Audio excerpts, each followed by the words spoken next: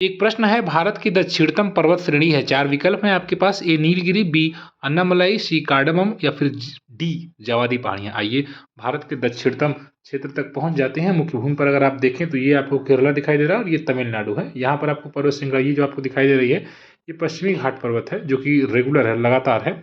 और ये अगर आप देख रहे हैं तो ये कटा फटा है।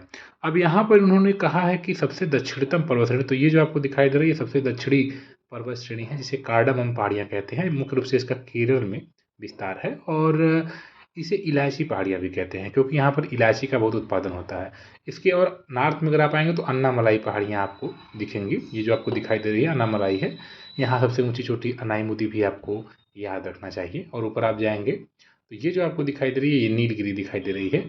और नीलगिरी आप जानते हैं कि यहाँ पर सबसे ऊंची चोटी डोडा बेटा है और यहाँ पर एक साइलेंट वैली के नाम से भी जानी जाती है। जैव विविधता की समृद्ध जैव विविधता कारण यह क्षेत्र साइलेंट वैली के रूप में जाना जाता है। यहाँ पर टोडा जनजाति भी रहती है जो कि आपको याद रखना चाहिए। और अगर आपको केरला से तमिलनाडु में जाना है तो यहाँ पर पालघाट गैप भी है, पलक्कड़ गैप है जो कि कोयम्बटूर को जोड़ता है यहाँ पर पलक्कड़ शहर से, ठीक है, जो कि केरल का है। तो ये भी आपको याद रखना है। फिलहाल के लिए आपको इतना याद रखना है कि दक्षिणतम पर्वत श्रेणी जो आपको दिखाई दे रही है ये कार्डमम हिल्स है जो कि इलायची पहाड़ियों के रूप में भी जाना जाता है। भारतीय भूगोल की पूर्वावलोकन सीरीज को कंप्लीट करने के लिए आप इस चैनल को सब्सक्राइब कर सकते हैं। धन्यवाद।